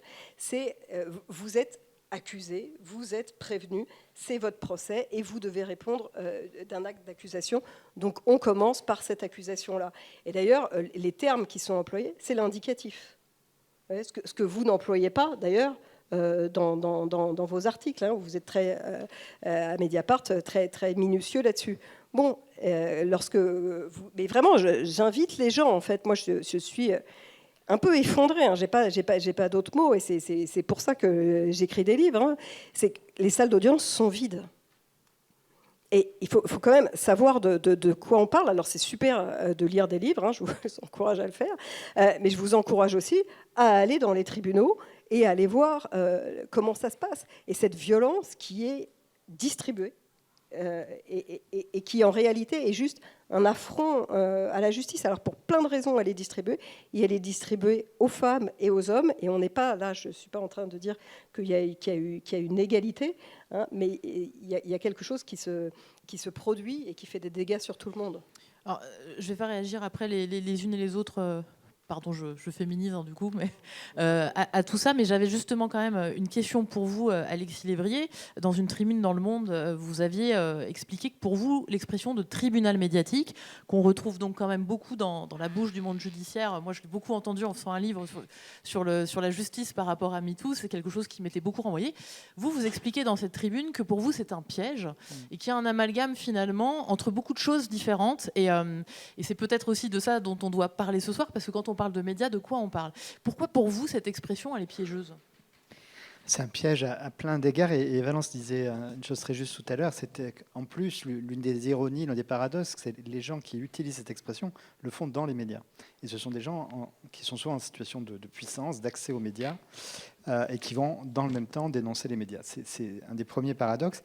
Le Monde m'avait demandé de travailler sur ce sujet, et du coup, j'avais un peu exploré les emplois du mot. Et ce qui m'a surpris, c'est que l'expression est assez récente, d'abord. Je ne l'ai pas trouvée avant l'affaire Doutreau. J'ai l'impression que c'est dans ce contexte-là qu'elle apparaît. On ne le trouve pas au moment de l'affaire Grégory, où là, elle aurait été pertinente, parce que c'est une honte ce qui s'est passé pour l'affaire Grégory, où Jean-Michel Bézina a signé des articles dans plein de quotidiens différents, sous des noms d'emprunt, pour mettre en accusation la mère de Grégory, parce que la mère infanticide sa paix, ça vend du papier. Donc ça a été un scandale absolu, cette affaire Grégory, et là ça aurait pu se justifier. Il y avait des médias qui se mettaient en situation de tribunal avant que la police et que la justice aient pu faire leur travail. Mais ça apparaît beaucoup plus récemment. Ça apparaît en fait en jouant sur la confusion qui est que le mot média veut tout et rien dire, et qu'on essaye de mettre sur le même plan ce qui relève de la mécanique des réseaux sociaux, qui est souvent une mécanique de la délation. Avec tout ce que ça peut avoir de positif dans le contexte en plus post-MeToo, des victimes qui n'ont pas pu s'exprimer, qui mettent souvent des années à être capables de nommer ce qu'elles ont vécu. Donc, et les réseaux sociaux permettent l'anonymat, et l'anonymat dans ces situations-là peut avoir du bon. Donc il ne s'agit pas de jeter l'opprobre sur ce besoin d'anonymat et ce besoin de nommer, d'accuser. Bon. Mais ce n'est pas le travail de la presse. La presse ne fait pas ça. Et même au sein de la presse, il y a différentes choses. Et l'affaire de Nicolas Hulot le montre bien. Ce qu'a fait Hebdo. Et, finalement, donc en 2018. En 2018. Il faut rappeler dans quelles conditions naît cet hebdomadaire. Il y a déjà une crise très profonde de la presse magazine. Ils essayent de lancer cet hebdomadaire en disant qu'ils vont faire du temps long, parce que ça vient du groupe qui a fondé 21, un excellent MOOC, comme on dit, donc qui fait du temps long, justement du reportage. Et finalement, les ventes ne sont pas au rendez-vous, l'objet était mal conçu, et donc ils sortent un peu dans l'urgence cette affaire-là, et ils n'ont pas les billes. L'enquête n'a pas été bien faite. Il s'avère finalement qu'elle a eu raison, c'est Anne Jouan, je crois qu'elle s'appelait. Je ne sais plus quel était son nom. Il y avait deux auteurs, Anne Jouan et Laurent Valdiguier de mémoire. D'accord. Mais elle apparaît après dans les médias, moi c'est pour ça que je me souviens d'elle, elle apparaît dans le Quotidien, et on voit que c'est faible, que c'est fragile. Et sur des sujets comme ça, vous ne pouvez pas vous permettre d'être fragile. Même si finalement ça s'explique, parce que le fait qu'il faut longtemps pour s'exprimer, les victimes demandent l'anonymat, donc c'est une matière qui est très complexe à traiter, et on manque pour l'instant d'une méthodologie fiable. Il s'est passé un peu la même chose avec Julien Bayou, où le site qui sort, je ne sais plus quel est son nom, qui sort l'affaire, ne fait pas une enquête de grande qualité, et vous aviez expliqué d'ailleurs pourquoi Mediapart n'avait pas sorti d'enquête sur Julien Bayou, parce que vous n'aviez pas assez de matière. Donc ça demande... L'investigation demande du temps et de la patience, j'en parlais tout à l'heure, mais sur des sujets comme ça, il en faut encore plus. C'est une matière encore plus inflammable, encore plus difficile. Et donc, les enquêtes qui ont lancé MeToo aux États-Unis, ou le travail que vous produisez dans Mediapart en France, c'est un travail qui n'est pas attaquable, et on le voit bien. Et donc, pour essayer de le disqualifier, on le noie au milieu d'un magma de discours médiatiques qui n'ont rien à voir les uns avec les autres. Donc c'est une expression qui vise à disqualifier le travail d'enquête et d'investigation de la presse quand en fait on n'a pas les éléments pour le faire. Je pense que Mediapart a réussi à traiter ces sujets-là parce que c'est Mediapart. Et que Mediapart est né dans un contexte très précis, il y a 15 ans, et qui était que tout le monde guettait la chute de ce titre, qui en plus... ne disposait pas des aides à la presse pour des raisons, mais vraiment parce qu'on voulait votre mort. On a refusé d'appliquer à la presse sur Internet, aux pure players, comme on dit, les aides à la presse qui existent pour le reste de la presse. Alors que dans les années 80, on l'avait fait pour la presse Minitel, mais on n'a pas voulu le faire pour la presse Internet, parce qu'il fallait tuer ce site qui s'en prenait notamment à Nicolas Sarkozy. Et le seul moyen de tenir, sur un modèle économique aussi fragile, à l'époque personne ne voulait payer sur Internet, c'était que les enquêtes soient inattaquables. Et depuis 15 ans, vous n'êtes pas beaucoup trompé, je crois. Et donc, le travail sur les VSS, il arrive dans le prolongement de toutes ces enquêtes. Vous avez une méthodologie, vous avez une habitude, vous avez une rigueur, que malheureusement d'autres titres de presse n'ont pas. Donc il faut bien, et c'est un peu ce qui s'est passé pour MeToo, ce sont des enquêtes inattaquables parce qu'elle fait ce que la presse sait faire de mieux, et les Américains ont l'habitude de ça. Une enquête qui multiplie les sources, qui prend le temps, qui vérifie, qui respecte la présomption d'innocence et qui notamment prend en compte la parole, c'est toujours le dernier temps, mais on prend en compte le contradictoire. Et ces enquêtes ont été suffisamment fortes pour faire tomber quelqu'un qui n'aurait jamais dû tomber autrement. Weinstein. Et ce qui est peut-être pas assez rappelé, c'est à quel point la presse elle-même a des garde-fous. Elle n'est pas au-dessus des lois. Enfin, peut-être que vous pouvez rappeler la loi de 1881 Exactement. déjà fixe des règles très strictes. Il faut que ce soit d'intérêt public. Il faut donc qu'il y ait une multiplicité de sources. Il faut qu'il y ait vraiment il ne faut pas qu'il y ait de diffamation. Si on attaque quelqu'un ad hominem sans preuve, ça se retourne contre. Les journalistes ne sont pas du tout au-dessus des lois. La loi de 1881 leur a donné des protections, mais pas du tout la garantie. Le seul apport, c'est que ça fait passer la presse de la tutelle de l'État, ce qui était le cas depuis l'Ancien Régime, à celle de la justice, comme n'importe quel citoyen. Mais on peut toujours s'en prendre un titre, et ça a été durci par la suite, par exemple avec l'affaire Markovitch, c'est-à-dire que Pompidou, victime de cette affaire, mais qui est sortie dans Minute, c'est pas exactement Mediapart ni le New York Times, et qui effectivement a révélé des informations fausses sur le couple Pompidou, sur des balais roses auxquels ils auraient participé. Et du coup, quand il arrive au pouvoir, il va durcir la question du respect de la vie privée. Donc en fait, il y a énormément de garde-fous qui existent. On ne peut pas faire n'importe quoi, et sinon, et c'est normal, les personnalités qui s'estiment diffamées ont les moyens de répondre. Mais souvent, elles ne le peuvent pas ou ne le veulent pas. Et c'est là que surgit l'expression de tribunal médiatique qui a été utilisée, alors pas que sur les VSS, parce qu'on l'a beaucoup eu, par exemple, au moment de l'affaire de Rugy. On a vu, c'était vraiment des éléments de langage qui venaient de l'Élysée, très clairement. Puisqu'on voit Elle est quand même plus utilisée sur les affaires de violence sexuelle et sexiste que sur des affaires de corruption, même si vous avez raison, dans le cas de l'affaire du Rugy, on l'a entendu, on commence à l'entendre sur certaines affaires.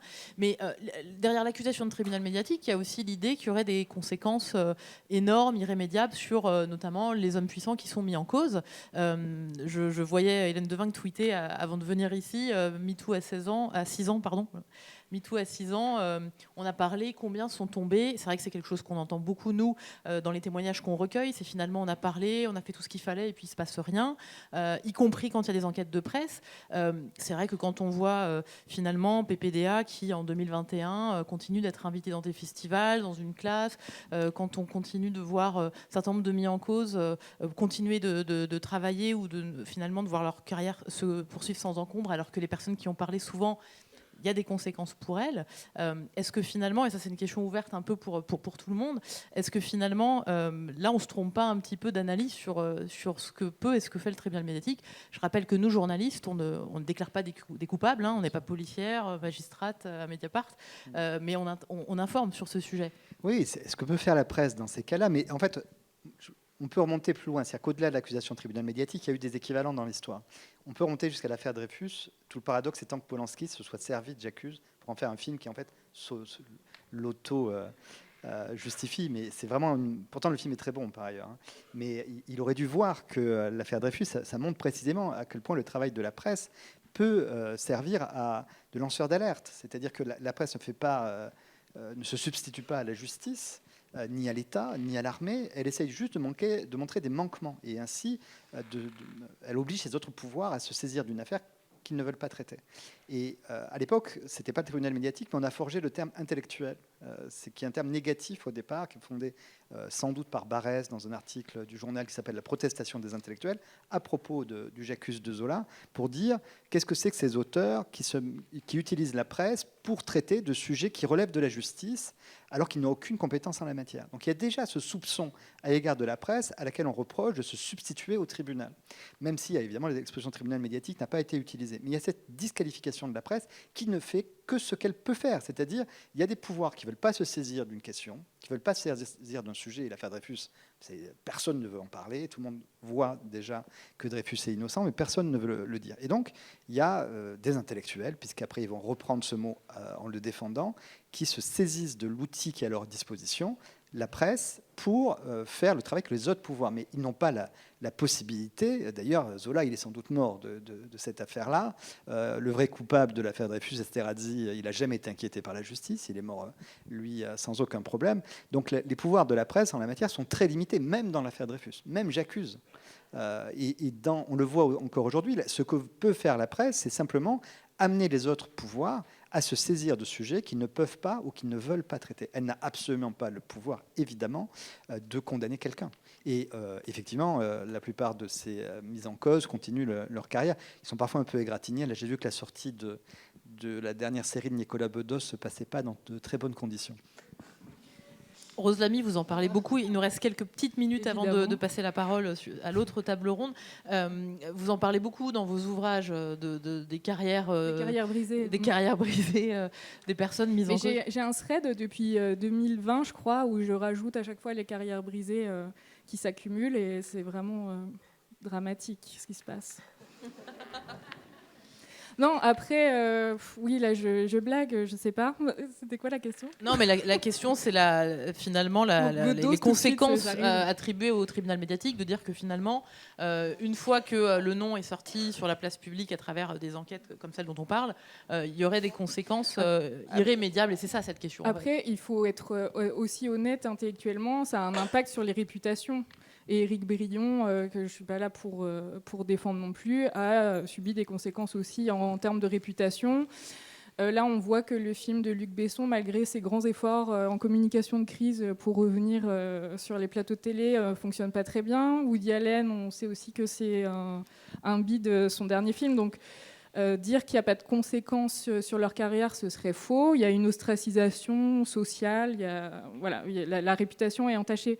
Mais ce que les gens critiquent dans ces moments-là, quand on parle des carrières brisées, c'est qu'il n'y a pas de conséquences justice. Alors après, moi, je ne suis pas juriste ni avocate, mais c'est là, à mon avis, l'écart qu'il y a entre les réseaux sociaux et la justice. Là, j'entendais que les accusés avaient une présomption de culpabilité. Moi, dans point de vue social, réseaux sociaux ou même de citoyennes, j'ai l'impression que c'est les victimes et les accusatrices qui ont une présomption de culpabilité systématique. Dès qu'elles parlent, qu'elles prononcent un mot, on leur dit « mais qu'est-ce que vous faisiez à cette heure-là ? Pourquoi vous n'avez pas porté plainte avant ? Pourquoi vous avez porté plainte trop tôt, trop tard ? Qu'est-ce que vous portiez ? Est-ce que ce n'est pas un complot des fausses accusatrices ? Est-ce que vous n'avez pas été conduite ?» Enfin, c'est insupportable le discours qu'on entend encore dans l'affaire Plaza. L'avocate a dit que c'était une entente entre 3 ex-compagnes qui se liguaient contre lui. Ça, c'est une présomption de culpabilité. À quel moment elles sont entendues pour les faits qu'elles dénoncent ? On va tout de suite projeter en fait, sur leur discours des mythes et des croyances au-delà des faits. Et donc, moi, je parle de mon point de vue des médias que j'observe en tant que citoyenne qui les reçoit et en tant que quand même à la tête d'un réseau social qui fait pour moi d'ailleurs, c'est mes abonnés qui font une veille médiatique récurrente et quotidienne. J'ai pas ce sentiment-là. Donc c'est peut-être ça, cet écart entre la justice et la société, où on ne parle pas de la même chose et pas du même endroit, peut-être. Un mot de Laure Hennig, et après on doit malheureusement conclure. Vous vouliez réagir par rapport à ça ?